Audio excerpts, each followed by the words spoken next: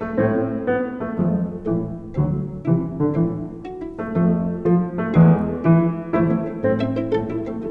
guys, welcome back to my channel. Today we arrived in Tarpon Springs and you have to come here if you ever in the area. So let's go explore. And last video I was here too in Tarpon Springs, but we didn't have the time to get to the aquarium. But we are here now. Give this video a thumbs up and I will see you guys in my next one. Enjoy.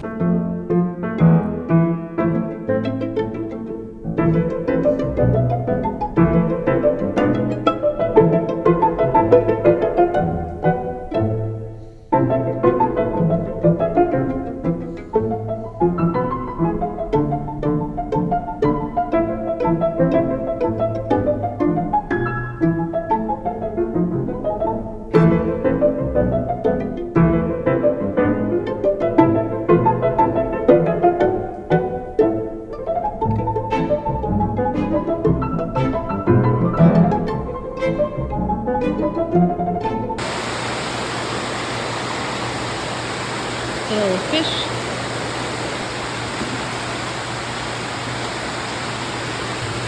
And they give you gloves too, so you don't have to get your fingers all dirty.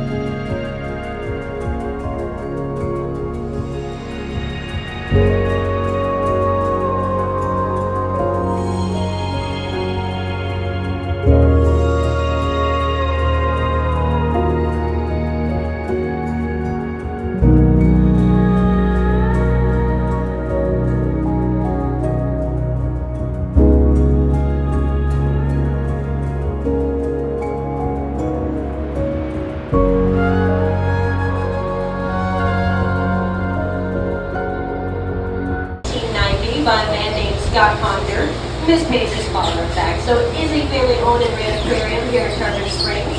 And they used to be located on the Sponge Docks. You might be familiar with our location. Yeah. We got one, just one. Okay, it was a much smaller facility, right? Yeah.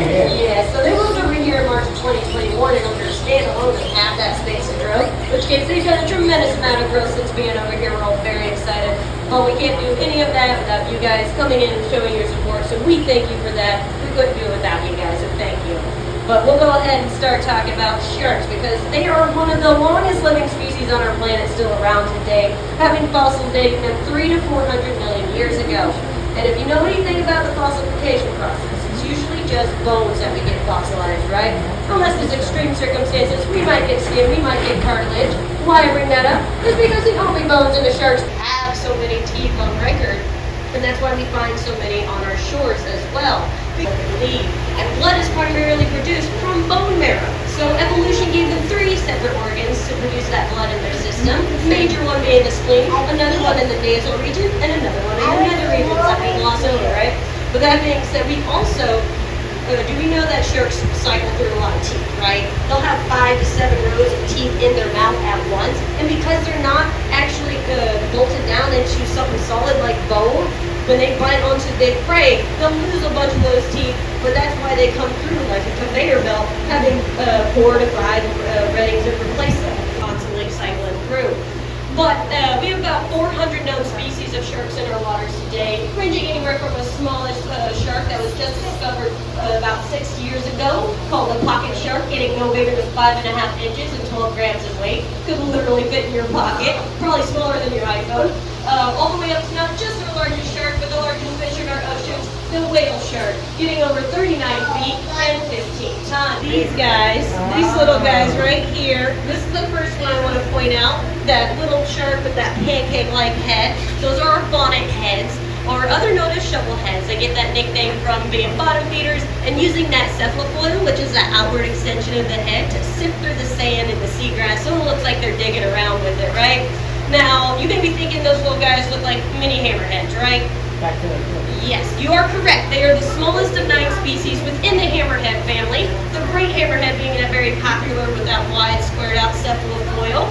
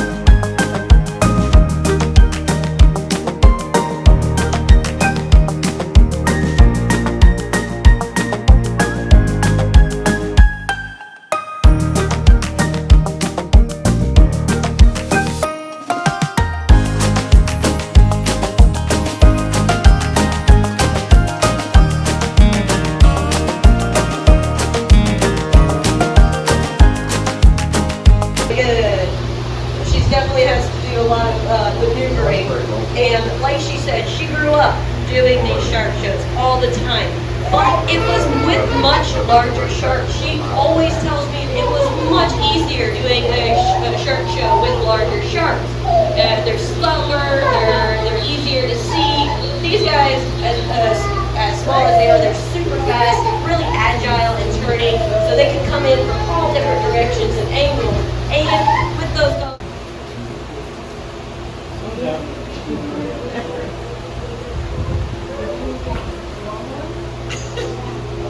all over. You want to feed the baby sharks? Thank you.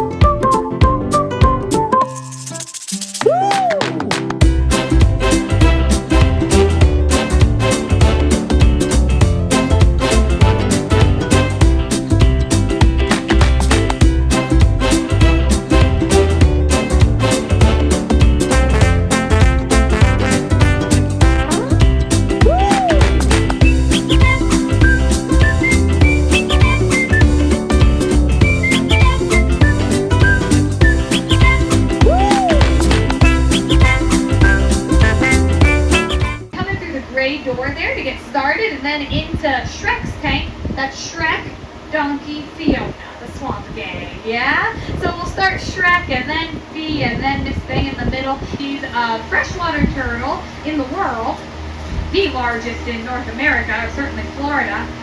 Max size is around 200 pounds.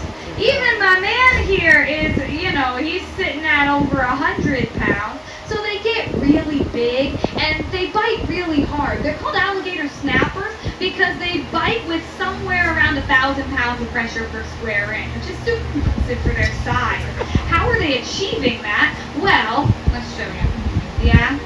For one thing, first, let me not get ahead of myself. I got fish on a stick here for it. The wild ones do not get fish on a stick, right?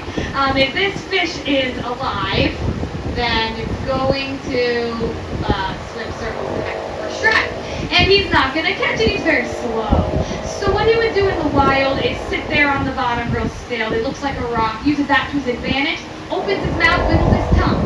Tongue looks like a worm, you see where it's going now. Yeah, fish goes inside for a treat, and that's the last thing they ever see. I want to show you a snack here before I actually give him the fish, because you'll notice no teeth. Yeah, it's impressive. It's cool. But there's no teeth in that mouth. His lower jaw is inside his upper jaw, creating kind of a scissor-like effect. So the idea is anything that goes in there, it's going to get sheared off. He can bite right through bone. And he's definitely going to make an easy pick for this fish.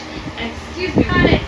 Yeah. Oh, it's awesome, right? I'll let him swallow it down here. They're quite heavy. One of the only snapping turtles that you can pick up like this because his short neck doesn't allow him to reach back behind his shell. But I guess if you do mess up, you get some fingers in there, you're in trouble. Oh, yeah. Okay. All right, let's get on to the crocodile, yeah? By the way, I don't recommend getting an alligator snapper as a pet. It's illegal. They are an endangered species. I really don't recommend getting a crocodile as a pet. Somebody did. That's why she's here. Style tub, right? And it's a grate on the top. She's stuck in, and we had to go in the water. We had to flip her back over manually.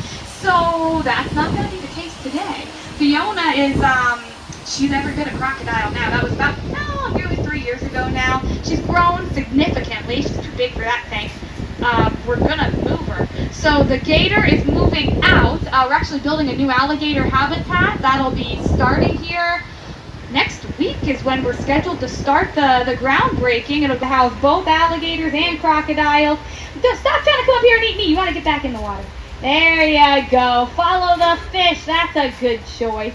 I'm going to get her over here to the glass for just a second. Woo! We're just going to do like a jumping backflip and knock the fish off. Oh, what a happy crocodile. Why is she jumping at my arm? You know what it is? I always wear an undershirt, but it rained earlier. My undershirt got wet, so she thinks my arm's the food. It's the fish, honey. It's the fish. Oh, there you go. Success at last. I got another one. So crocodiles and alligators are different beasts, yeah? Crocodiles are faster, more aggressive. They are more accurate with their strike. And you're seeing every bit of that today. Alligators are going to be a little slower, but they're powerhouses. Alligators are going to... Ooh, that was a good snap. Alligators are going to... They're going to take down larger prey. This crocodile's going to eat a lot of fish, and she's quick enough to grab a fish as it swims right through the water.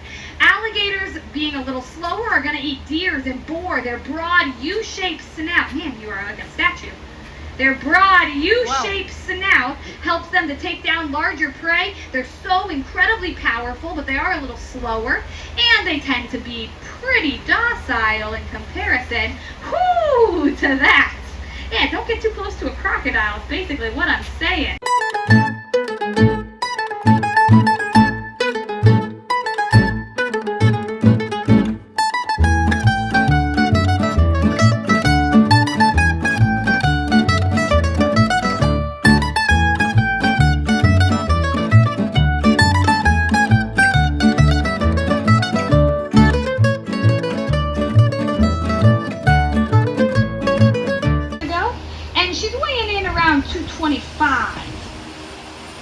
She can get into like less than 10 inches of water and just sit there at the bank. and wait for a bird or a raccoon to get near the water, take a drink, wash something, and then she's got them before they know she's there. They dive on average for about 30 minutes, about half an hour, but, let me get a little chicken hooked up here, but they can hold their breath for hours under the right circumstance, and when they're diving, they're like a little submarine, yeah? So she's got flaps that cover her nostrils, the back of her throat, and her ears. She has cloudy eyes right now. She has a nictitating membrane. I'm trying hard to get her real quick suddenly, so I'm trying to get her to pop up without giving her this chicken yet. She's got the nictitating membrane. She just took it off now. It's like built-in goggles, so that's why they look cloudy when she's under the water, and now they'll look nice and clear. How's that smell? Do you want that?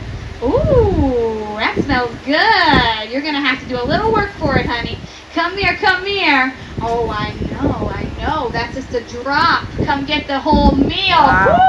Woo! Incredible power. Their tail is full of muscle, yeah? You got it all the way. Oh, she got it. She thought it was too high. She gave up. Come on, one more jump. One more jump. You got it. Oh, yeah. I'm going to switch it bait, because if I give her a chunk of chicken that big, she won't eat for 2 weeks. They're very calorie efficient, and chicken's real fatty for them. We're going to do a fish instead. So she will have the ability to go long periods of time between meals. Look, she doesn't care about the fish. She doesn't even want it. She says, bring back the chicken. No, she's going to go for it. Yeah, there's your prize, honey bunny. All right, let's get in here. Let's slow down. I'm just going to show her I'm the bigger gator. I'm not, but we can make believe. I'm not hurting her, by the way. Just getting her to back up. Come here, honey. Come on. Donkey, hold. You're not jumping. No. Let's start again. She's all upset because of the chicken.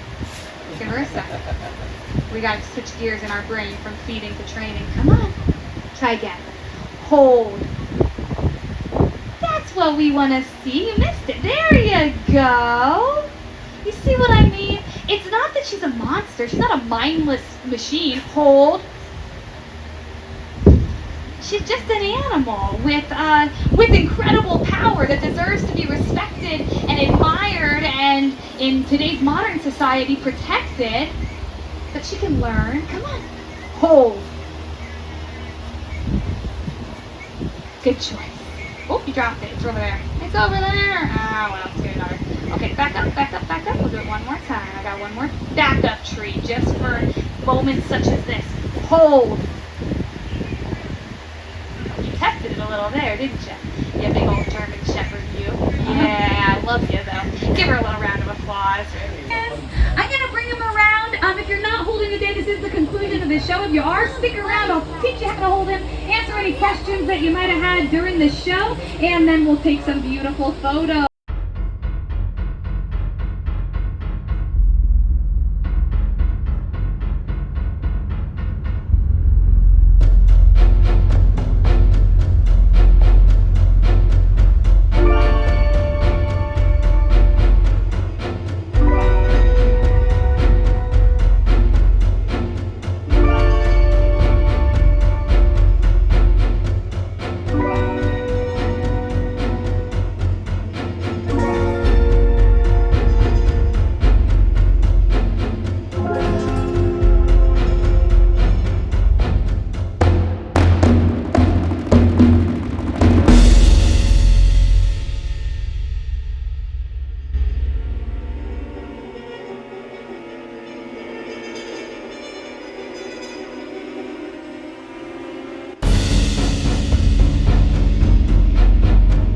She just decided she had enough of me, and that can be a bad thing when it's an alligator. So I've taken a step back on that for now.